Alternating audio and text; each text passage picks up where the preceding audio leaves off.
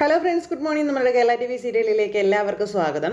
ഓരോരോ അസുഖം വരുമ്പോൾ അത് വെച്ചോണ്ടിരിക്കാതെ ഹോസ്പിറ്റലിൽ പോകാൻ പറഞ്ഞാലേ അവൾ കേൾക്കത്തില്ല. അഹങ്കാരം. അത് അവളിതിങ്ങനെ വെച്ചോണ്ടിരിക്കുന്നതെന്നൊക്കെ ദേവയാനി അമ്മയുടെ അരികിൽ ചെന്നിരുന്ന് പറയുക നയനയെ പറ്റി. അപ്പോൾ മോൾക്ക് അങ്ങനെ വലിയ അവശതകളും കാര്യങ്ങളും ഒന്നും ഇല്ലല്ലോ. അതുകൊണ്ടായിരിക്കും മോള് പോകാത്ത. പിന്നെ ചുമ്മാ ഹോസ്പിറ്റലിൽ പോകുന്നതും നല്ല കാര്യമൊന്നും അല്ലാന്ന് മുത്തശ്ശിയും പറഞ്ഞു. അവരാ ഈ ടെസ്റ്റ് എന്നൊക്കെ പറഞ്ഞ് വെറുതെ മനുഷ്യനെ പേടിപ്പിച്ചുകൊണ്ടിരിക്കുമെന്ന്. അപ്പോഴേക്കും ആദർശ് നയനയും കൂടെ അങ്ങോട്ടേക്ക് വന്നു കേട്ടോ. അപ്പോൾ മോളെയും കൊണ്ട് ഹോസ്പിറ്റലിൽ പോവുകയാണോ എന്ന് മുത്തശ്ശി ഇവരോട് ചോദിക്കുമ്പം അല്ല, ഇവളുടെ വീട് വരെ ഒന്ന് പോകണമെന്ന് പറഞ്ഞു. ഒരവശത വരുമ്പോൾ ഹോസ്പിറ്റലിലേക്ക് അല്ലാതെ വീട്ടിലേക്കാണോ പോകുന്നതെന്ന് ദേവയാനി ചാടി കയറി ചോദിച്ചു. അപ്പോൾ അത് പിന്നെ അമ്മ ഇപ്പോൾ വലിയ കുഴപ്പമില്ലെന്ന് അവൾ പറയുന്നത്. പിന്നെ വീട്ടിൽ പോയിട്ട് എന്തെങ്കിലും തളർച്ച വരികയാണെങ്കിൽ ഇവള് അമ്മയും കൂട്ടി ഹോസ്പിറ്റലിൽ പൊക്കോളാമെന്ന് പറഞ്ഞു എന്ന കാര്യം പറയുമ്പം വെറുതെ ഇവളുടെ വീട്ടിലേക്ക് പോകാനുള്ള ഓരോരോ കാരണങ്ങൾ ഇവൾ ഉണ്ടാക്കുന്നതാണ്. എന്നാൽ പിന്നെ അവിടെ തന്നെ അങ്ങ് താമസിച്ചൂടെ എന്ന് ദേവയാനി ചോദിക്കൂ കേട്ടോ നയനയോട്. അവിടെ താമസിച്ചിരുന്നതാണല്ലോ, നീയല്ലേ അവിടെ പോയി മോളെ വിളിച്ചുകൊണ്ട് വന്നത്. പിന്നെ ഇപ്പം എന്തിനാ ഇങ്ങനെ പറയുന്നത് ചോദിക്കുമ്പോൾ അമ്മ അത് എന്തുകൊണ്ടാ, ഇവിടെ ഒരുത്തിന് ഉറക്കമില്ല, എന്നെ പേടിച്ചിട്ട് ഒന്നും പറയുന്നില്ലെന്നേ ഉള്ളൂ, മനസ്സുകൊണ്ടേ എന്നെ ശപിച്ചുകൊണ്ടിരിക്കുക, അതുകൊണ്ട് മാത്രമാണ് ഞാൻ ഇവിടെ പോയി വിളിച്ചുകൊണ്ട് വന്നതെന്നൊക്കെ ദേവയാനി പറയുമ്പോൾ നയന ഇങ്ങനെ ശ്രദ്ധിക്കുന്നുണ്ട് കേട്ടോ ദേവയാനി. അതിന് ഇത് സ്ഥിരമായിട്ടുള്ളൊരു പോക്കൊന്നും അല്ലല്ലോ അമ്മേ. 1-2 ദിവസം ഇവൾക്ക് ഇവളുടെ വീട്ടിൽ പോയി നിൽക്കണമെന്ന് തോന്നിയെങ്കിൽ അതൊരു തെറ്റാണോ എന്ന് ആദർശ് നയനയോട് ചോദിക്കുക. കുഞ്ഞുനാൾ മുതൽ കുട്ടികളുടെ അസുഖവും മറ്റ് അസ്വസ്ഥതകളും കൃത്യമായിട്ട് അറിയുന്നത് അവരവരുടെ അമ്മമാർക്കായിരിക്കുമെന്നും അതുകൊണ്ട് ഇതുപോലെ ചെറിയ പനിയൊക്കെ വരുമ്പോൾ അമ്മമാരുടെ അടുത്ത് പോയി നിന്നാലേ അതിനുള്ള മരുന്നൊക്കെ അവർ തയ്യാറാക്കി കൊടുത്തോളൂ എന്നൊക്കെ ദേവയാനിയോട് അമ്മ പറയുമ്പോൾ അതിന് ഞാനും കൊടുത്തായിരുന്നല്ലോ.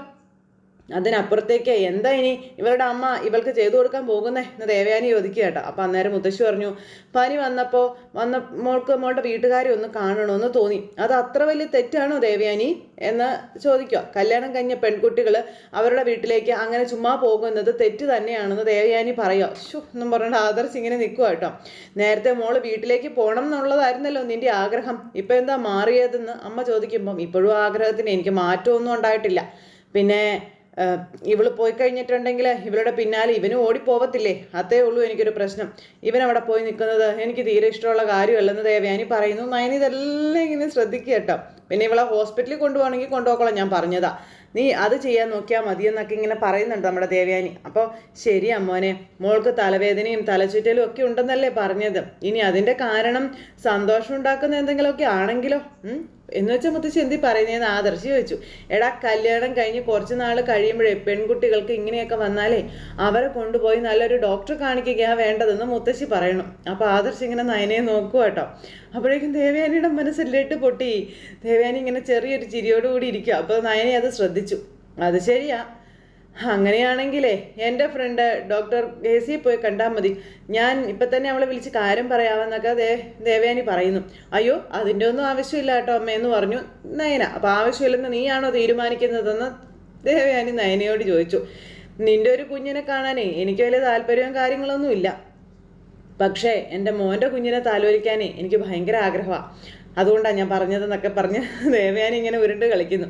അപ്പോൾ ഇവള് പറഞ്ഞ ഡോക്ടറെ ഒന്ന് പോയി കാണും മോളെ എന്ന് മുത്തശ്ശി പറയുമ്പം അമ്മയും മുത്തശ്ശിയും സംശയിക്കുന്നത് പോലെ ഒന്നും ഇല്ല എനിക്ക്, അതിൻ്റെ പേരിൽ ഞാൻ എന്തായാലും ഡോക്ടറെ കാണാനൊന്നും പോകുന്നില്ല എന്ന് നയന അന്നേരം ഇവരോട് പറഞ്ഞു. അപ്പോൾ അമ്മയ്ക്ക് ഞാൻ എൻ്റെ വീട്ടിലേക്ക് പോകുന്നത് ഇഷ്ടമാകുന്നില്ലെങ്കിൽ വേണ്ട, ഇനിയിപ്പോൾ അമ്മയെ ധിക്കരിച്ചിട്ടൊന്നും ഞാൻ പോകുന്നില്ല എന്ന് നയന പറഞ്ഞു. ദേവയാനിക്ക് സന്തോഷമായി. നയന അകത്തേക്ക് കയറി പോവുക. അപ്പോൾ നയനെ, അപ്പോൾ വേണ്ട ആദർശേട്ടാ, ഞാനിനി ആദർശേട്ടനൊപ്പം വന്നാലും അമ്മയുടെ വാശി നടക്കാത്തത് കൊണ്ട് അമ്മയ്ക്കത് വല്ലാത്ത വിഷമമായിരിക്കുമെന്നും അതുകൊണ്ട് ഞാനിനി അമ്മയെ വിഷമിപ്പിച്ചിട്ട് പോകുന്നില്ല എന്നും പറഞ്ഞ് നയന അകത്തേക്ക് കയറിപ്പോയി. ദേവയാനിക്ക് അത് സന്തോഷമായി. ദേവയാനി അങ്ങനെ അവിടെ ചിരിച്ചുകൊണ്ടിരിക്കുക. അങ്ങനെ നയന അകത്തേക്ക് കയറിപ്പോയപ്പോൾ ദേവയാനി പതുക്കെ എഴുന്നേറ്റ് നയനയെ തന്നെ നോക്കുക. അപ്പോൾ ആദർശിന് ഭയങ്കര സങ്കടമായി, അമ്മയോട് ദേഷ്യമൊക്കെ തോന്നുന്നുണ്ട് കേട്ടോ. അപ്പോൾ മുത്തശ്ശി, എന്നാലും ഇത് വലിയ കഷ്ടമായി പോയിട്ടോ ദേവയാനി, നീ തന്നെയല്ലേ എന്നോട് വന്ന് പറഞ്ഞത് മോൾക്ക് എന്തെങ്കിലും അസുഖം ഉണ്ടെങ്കിൽ അതിന് വേണ്ട പരിഹാരം ചെയ്യണമെന്നുള്ളത്, എന്നിട്ട് നീ ഇപ്പം ഇങ്ങനെ ചെയ്തത് എന്താണെന്ന് അമ്മ ചോദിച്ചു. മോൾക്ക് അവരുടെ വീട്ടിലേക്ക് പോകുന്നതേ ആശ്വാസം, അവിടെ നീ സ്വാർത്ഥത കാണിച്ചത് ഒട്ടും ശരിയായില്ല കേട്ടോ എന്ന് പറയുന്നു. അപ്പോൾ ആദർശം ഇങ്ങനെ നോക്കുമൊന്നും മനസ്സിലാകുന്നില്ല. അപ്പോൾ ഇത് സ്വാർത്ഥതയൊന്നും അല്ലമ്മേ, അങ്ങനെ എന്തിനും ഏതിനും വീട്ടിലേക്ക് ഓടിപ്പോകുന്നത് ശരിയായ കാര്യമല്ലല്ലോ എന്ന് പറയുമ്പോൾ അമ്മേ, ഇവിടെ വന്നതിന് ശേഷം അവളങ്ങനെ അവളുടെ വീട്ടിലേക്ക് ഇത് പോവാറില്ലല്ലോ എന്ന് ആദർശ് പറയുമ്പോൾ എന്തായാലും കുറേ കാലം അവിടെ നിന്നതല്ലേ അവള്, പിന്നെ എന്താ എപ്പോഴും അങ്ങോട്ടേക്ക് ഓടുന്നതെന്ന് ദേവയാനി ചോദിച്ചു. നിന്റെ ഈ പറച്ചിൽ കേട്ടാൽ തോന്നുമല്ലോ നിന്റെ മരുമകളെ നിനക്ക് എപ്പോഴും കണ്ടുകൊണ്ടിരിക്കണമെന്ന്. എന്നാണോ അമ്മേ ഞാൻ പറഞ്ഞതിൻ്റെ അർത്ഥം? അവൾ പോയി കഴിയുമ്പോഴേ ഇവൻ അവളുടെ പിന്നാലെ ചെന്നില്ലെങ്കിൽ അവൾ പോയാലും എനിക്കൊരു കുഴപ്പമില്ല എന്ന് ദേവയാനി പറയണം. പിന്നെ പക്ഷേ എന്ത് ചെയ്യാനാ, ഇവൻ അവളെ കാണാതിരിക്കാൻ പറ്റത്തില്ലല്ലോ. ഇവൻ ആ സെക്കൻഡ് പുറകിൽ ഓടുകയല്ലേ. അതറിയാവുന്നത് കൊണ്ടാണ് അവളോട് പോവണ്ടെന്ന് ഞാൻ പറഞ്ഞത്. അല്ലാതെ അതിന് മറ്റർത്ഥങ്ങളൊന്നും നിങ്ങൾ കാണണ്ടെന്നും പറഞ്ഞുകൊണ്ട് ഇങ്ങനെ നമ്മുടെ ദേവയാനി പറഞ്ഞത് കഴിഞ്ഞ് നയന മുകളിൽ പോയി ഇങ്ങനെ വിഷമിച്ച് നിൽക്കുക. അപ്പോഴേക്കും നവ്യ അങ്ങോട്ടേക്ക് വന്നു. മോളെ നയനേ എന്നും പറഞ്ഞ് വിളിച്ച്, നിനക്ക് എന്താ പറ്റിയത്? നിന്റെ മുഖം എന്താ വല്ലാതിരിക്കുന്നേ?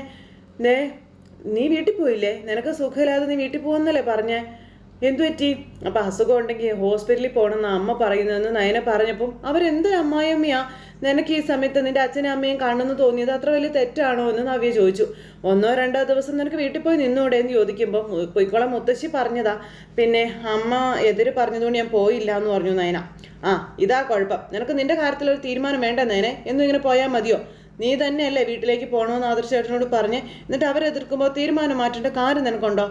പോട്ടെ ചേച്ചി, ഞാൻ കാരണം എന്തിനാ വെറുതെ ഇവിടെ ഒരു വഴക്കെന്ന് നയന ചോദിച്ചപ്പോൾ നിന്നെ കാണുന്നത് ഇഷ്ടമല്ലെന്ന് പറയും, പിന്നെ പോകണ്ടെന്ന് പറയും. ഇത് വല്ലാത്തൊരു സ്വഭാവമാണല്ലോ എന്ന് നവ്യ നയനോട് ചോദിക്കുമ്പോൾ ആ സ്വഭാവത്തിൻ്റെ കാരണമാണ് ഇനി കണ്ടെത്തേണ്ടതെന്ന് നയന മനസ്സിൽ പറയുമ്പോൾ നീ എന്താ ആലോചിക്കണേന്ന് ചോദിച്ചു നവ്യ. അല്ല, ഞാൻ പോയി കഴിഞ്ഞാൽ ആദർശേട്ടൻ എൻ്റെ പിന്നാലെ വരുമെന്നാണ് അമ്മയുടെ ഭയമെന്ന് ദേവയാനിയെ പറ്റി പറഞ്ഞു. അങ്ങനെ വന്ന അമ്മയ്ക്ക് മോനെ കാണാനായിട്ട് പറ്റത്തില്ലല്ലോ. എന്താ ആദർശേട്ടന് 2 ദിവസമൊന്നും നിന്നെ കാണാതിരിക്കാൻ പറ്റത്തില്ലെന്ന് ചോദിച്ചു നവ്യ. എന്ന് വെച്ചാൽ ഇപ്പോഴത്തെ സാഹചര്യത്തിൽ പറ്റുമോ എന്ന് എനിക്കറിയില്ല. ആദർശേട്ടന് 1 ദിവസം പോലും എന്നെ കാണാതിരിക്കാൻ പറ്റില്ല എന്ന് നയന നവ്യയോട് പറയുന്നത് കേട്ടപ്പോൾ അങ്ങനെ ഒരു ഭാര്യ ഭർത്താവിനെ പറ്റി പറഞ്ഞതേ വലിയ കാര്യം തന്നെയാണെന്ന് നവ്യ നയനോട് പറയുക. എന്നിട്ട് ഇങ്ങനെ സങ്കടപ്പെട്ട് നിൽക്കുക. നമ്മുടെ ഭർത്താക്കന്മാർ നമ്മുടെ പ്രസൻസ് ആഗ്രഹിക്കുന്നത് സന്തോഷമുള്ളൊരു കാര്യം തന്നെയല്ലേ എന്ന് ചോദിച്ചു. എനിക്ക് കിട്ടാതെ പോയത് ആ ഒരു ഭാഗ്യമാണെന്നും നവ്യ പറയണു. ഞാൻ എത്ര ദിവസം നമ്മുടെ വീട്ടിൽ പോയി നിന്നാലും എൻ്റെ ഭർത്താവിന് അത് ഒരുപാട് സന്തോഷമായിരിക്കും. പിന്നെ ഞാൻ ഇങ്ങോട്ട് വരാതിരുന്ന അത് മഹാഭാഗ്യമാണെന്ന് കരുതുന്ന ഒരുത്തരാ അഭിയെന്നൊക്കെ പറയുന്നത് കേട്ടപ്പോൾ സാറില്ലേ ചേച്ചി വിഷമിക്കേണ്ട, എല്ലാം ശരിയാകുമെന്ന് പറഞ്ഞു.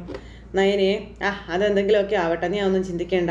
പക്ഷേ ആദർശേട്ടനുണ്ടായ ഈ ഒരു മാറ്റം ഉണ്ടല്ലോ, അതിന് പഴയതുപോലെ ആകാതെ നീ ശ്രദ്ധിക്കണമെന്ന് നവ്യ നയനോട് പറഞ്ഞു കൊടുക്കണം.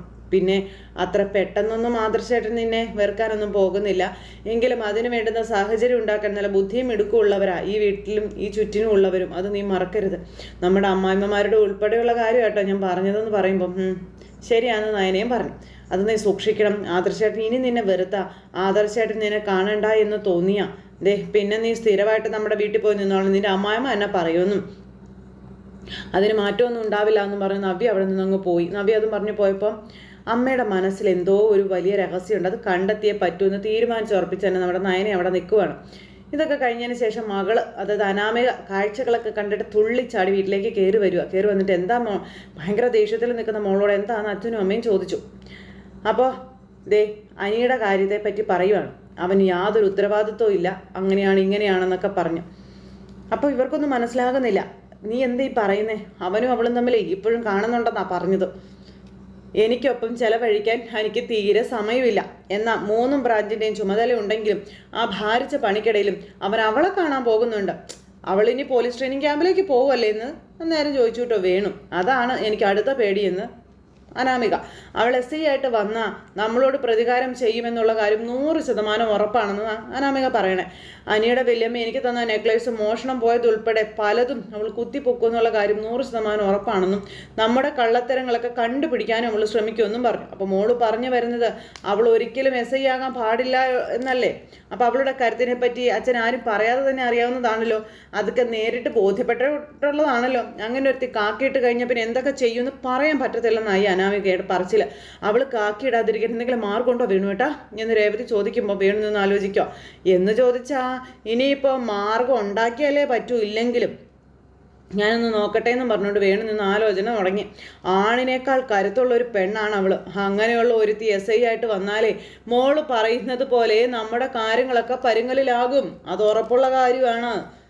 പിന്നെ അവൾ അനിയെ കാണാൻ അനന്തപുരിയിൽ എത്തിയാൽ മോൾക്ക് അവരുടെ കൂടിക്കാഴ്ച കണ്ടുകൊണ്ട് നിൽക്കാൻ മാത്രമേ പറ്റത്തുള്ളൂ. എന്നു മാത്രമല്ല മോള് പറഞ്ഞതുപോലെ പഴയ സംഭവങ്ങളെങ്ങാനും കുത്തിപ്പൊക്കുന്നതിനൊപ്പം അവൾ ചിലപ്പോൾ നമ്മുടെ കള്ളക്കേസിലും കൊടുക്കാനും വഴിയുണ്ടെന്നൊക്കെ പറഞ്ഞ് വേണു. ഇത് കേട്ടപ്പോൾ അമ്മയും മോളും പേടിച്ച് നിൽക്കാം. അനിയുടെ ഭാര്യയെ ഞാൻ തുടരുന്നത് അവനോടുള്ള സ്നേഹം കൊണ്ടൊന്നുമല്ല, അവൻ്റെ സ്വത്ത് മോഹിച്ചിട്ട് തന്നെയാണെന്നും പിന്നെ അതൊക്കെ നമ്മുടെ ഭാഗത്തേക്ക് വരാൻ സമയമെടുക്കുമെന്നും അനാമിക പറയുവാണേ. അതിനു മുൻപ് അവൾ എസ് ഐ ആയിട്ട് വന്ന് എന്നെ അവിടെ നിന്ന് പുറത്തിറക്കാനുള്ള കാരണം ഉണ്ടാക്കിയാൽ നമ്മൾ ആഗ്രഹിച്ചതൊന്നും നടക്കില്ല എന്ന് അനാമിക വേണുവിന് താക്കീത് കൊടുക്കുക. അപ്പം അങ്ങനെ ഒരു വലിയ കാര്യം ഉണ്ടല്ലോ മോളെ എന്നും പറഞ്ഞ അച്ഛൻ. അതെ, ഒരുപാട് കള്ളത്തരങ്ങൾ കാണിച്ചാണ് മോളെ അങ്ങോട്ടേക്ക് പറഞ്ഞു വിട്ടിരിക്കുന്നത്. ഇപ്പോഴും കള്ളങ്ങളുടെ പുറത്ത് കള്ളങ്ങൾ പറഞ്ഞാൽ പിടിച്ചു നിൽക്കുന്നത്. അതൊക്കെ തകരാനേ ഒരൊറ്റ നിമിഷം മതി എന്ന് രേവതി അന്നേരം പറയുക. ഇതൊക്കെ കേട്ടപ്പോൾ വേണുവും ആകെ പേടിച്ച് ഉണ്ടക്കണ്ണം വീഴ്ച ഇങ്ങനെ നിൽക്കുക കേട്ടോ. പോരാത്തതിന് അവൾക്കിപ്പോൾ അവളുടെ ചേച്ചിക്ക് പഴയതിനേക്കാളും സ്വാതന്ത്ര്യം കൊടുത്തിട്ടുണ്ട് ആദർശേട്ടൻ്റെ അമ്മ. അവൾ മൂർത്തീസ് ജ്വല്ലറിയിലെ വലിയ ഡിസൈനറായിട്ട് പടർന്ന് പന്തലിച്ചുകൊണ്ടിരിക്കുക. അതൊക്കെ എൻ്റെ നില പരിങ്ങലിലാക്കുന്ന കാര്യങ്ങളാണ്. അതുകൊണ്ട് ഒരു കാരണവശാലും നന്ദു എസ് ഐ ആകാൻ പാടില്ലച്ചാ. അത് മുളയിലെ നുള്ളിക്കളഞ്ഞേ പറ്റുമെന്നും പറഞ്ഞ് അനാമിക പറയണം. അവൾ എസ് ഐ ടെസ്റ്റ് പാസ്സായെന്ന് അറിഞ്ഞപ്പോൾ ഏറ്റവും കൂടുതൽ സന്തോഷിച്ചവനെ ആ അനിയ. അവൻ്റെ ആ സന്തോഷം അധികം നാൾ നീണ്ടു നിൽക്കാൻ പാടില്ല എന്നും പറഞ്ഞ് അതെന്താണെന്ന് വെച്ചാൽ ചെയ്യണമെന്നും പറഞ്ഞ് അനാമിക അകത്തേക്ക് കയറിപ്പോയി. പിന്നെ ഭാര്യയും ഭർത്താവും കൂടി നിന്ന് ഇനിയിപ്പോൾ എന്ത് ചെയ്യും എന്ന് ആലോചിച്ച് ഇങ്ങനെ അവിടെ നിൽക്കുവാണ്.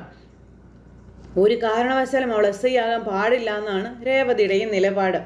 അവളുടെ പോലീസ് യൂണിഫോം ഒരു സ്വപ്നമായി അവശേഷിക്കും രേവതി, നീ നോക്കിക്കോ എന്നും പറഞ്ഞ് വേണു അവിടുന്ന് പോയി. നടന്ന് കണ്ടാൽ കൊള്ളാം എന്നും പറഞ്ഞുകൊണ്ട് ഇങ്ങനെ തലയിൽ വാട്ടിക്കൊണ്ട് ഇങ്ങനെ രേവതി അവിടെ നിൽക്കുക. ഇത് കഴിഞ്ഞതിന് ശേഷം പിന്നെ കാണിക്കുന്നത് അനന്തപുരി തറവാട്ടിലേക്ക് ഇതും കഴിഞ്ഞു പറന്നെത്തി അനാമിക അനിയുടെ അടുത്തേക്ക്. അനിയാണെങ്കിൽ പാവം റൂമിൽ നിൽക്കുമായിരുന്നു. അതിൻ്റെ അടുത്തേക്ക് ചെന്നിട്ട് നീ എവിടെ പോയതായിരുന്നു എന്ന് ചോദിച്ചു കേട്ടോ അനാമിക. അപ്പം ഞാൻ എവിടെ പോയതാണെന്ന് നിനക്കറിയില്ലേ എന്ന് ചോദിച്ചു.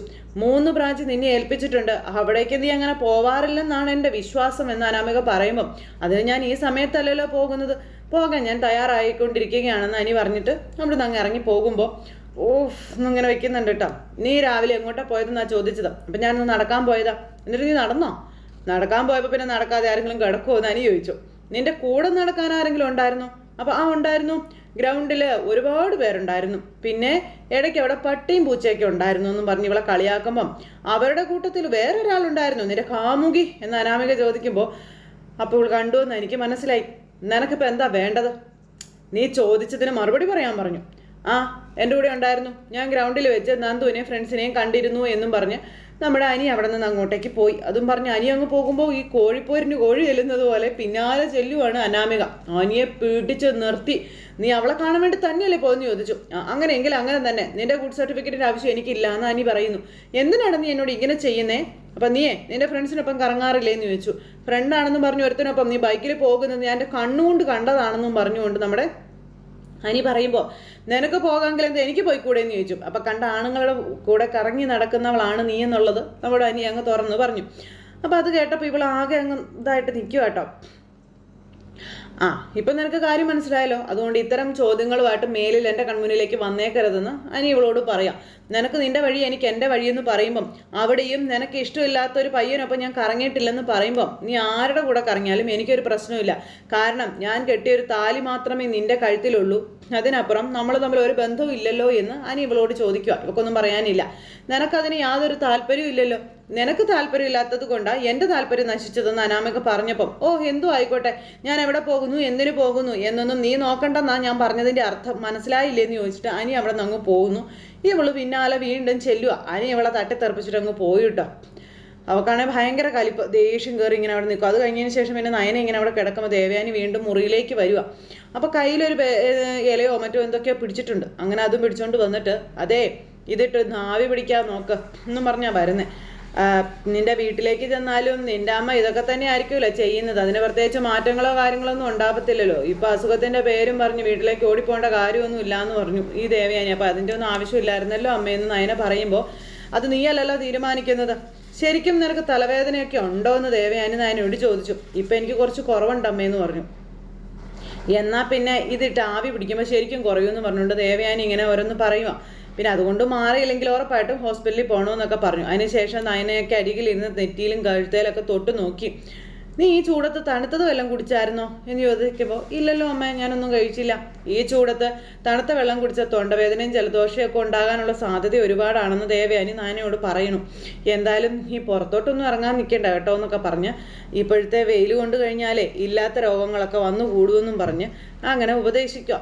എന്നാൽ പിന്നെ നീ ആവി പിടിക്കാൻ പറഞ്ഞു. അപ്പം ശരി അമ്മയെന്നും പറഞ്ഞുകൊണ്ട് നയന ഇങ്ങനെ അവിടെ ഇരിക്കുന്നു. ദേവയാനി പോകുന്നു. അപ്പോൾ എന്തെങ്കിലും വയ്യാഴികയാണെന്ന് പറഞ്ഞ് മിണ്ടുമ്പോഴേക്കും വീട്ടിലേക്ക് ഓടിപ്പോകാനൊന്നും നോക്കണ്ട, ഞാൻ വേണമെങ്കിൽ ഡോക്ടറെ അടുത്തേക്ക് കൊണ്ടുപോയിക്കോളാം കേട്ടോ എന്ന് ദേവയാനി നയനോട് പറഞ്ഞു. അപ്പോൾ നയന ഇങ്ങനെ ചിരിച്ചുകൊണ്ട് ഇങ്ങനെ ഇരിക്കാം. എനിക്ക് ഇത്തിരി ബുദ്ധിമുട്ടുണ്ടായാലും ശരി, എൻ്റെ മോനെ വിഷമിപ്പിച്ചിട്ട് നീ ഇനി വീട്ടിലേക്ക് പോകാൻ ഞാൻ സമ്മതിക്കില്ല എന്ന് ദേവയാനി നയനയോട് പറഞ്ഞിട്ട് അവിടെ നിന്ന് പോയി. അപ്പോൾ അമ്മയുടെ സ്നേഹം ഒരു മുക്കാലും നമ്മുടെ നയനയ്ക്ക് മനസ്സിലായിട്ടോ. നയന ഇങ്ങനെ അവിടെ എന്തോ ഒരു ചിരിയും ഒക്കെ ചിരിച്ചുകൊണ്ടിരിക്കുക.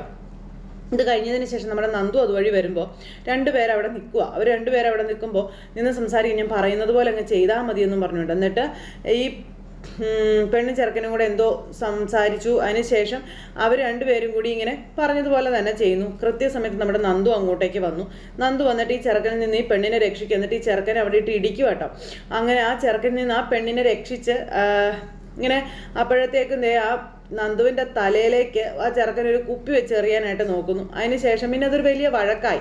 നന്ദു വന്നിട്ട് അവനെ അവിടെ ഇടിച്ച് തീർപ്പിച്ച് അവിടെ ഇടുക. എന്നിട്ട് മാപ്പ് പറയടാ, നീ ഇവളോട് മാപ്പ് പറയടാ എന്നും പറഞ്ഞ് ആ പെണ്ണിനെയോട് മാപ്പ് അവനെ കൊണ്ട് പറയിച്ചു. അപ്പോൾ മാപ്പ് എന്നും പറഞ്ഞ് അവൻ പറഞ്ഞിട്ട് പോകാൻ നോക്കുക. അപ്പോൾ പോടാ എന്നും പറഞ്ഞുകൊണ്ട് ഇങ്ങനെ പോയപ്പോഴത്തേക്ക് ഈ പെണ്ണ് വന്ന് നന്ദുവിനോട് നന്ദി പറയാം. അപ്പോൾ ഇത്രയും കാഴ്ചകളൊന്നും കണ്ടു നിൽക്കാൻ പറ്റാത്തത് കൊണ്ട് ഇടപെട്ടത്, ഇനി പോകാൻ നോക്ക് എന്നും പറഞ്ഞുകൊണ്ട് ഇങ്ങനെ. അപ്പോൾ ഞാൻ ഡ്രോപ്പ് ചെയ്യണോ എന്നൊക്കെ നന്ദു ചോദിച്ചു കേട്ടോ. അയ്യോ വേണ്ട, നന്ദിയുണ്ട് എന്നൊക്കെ പറഞ്ഞു കേട്ടോ.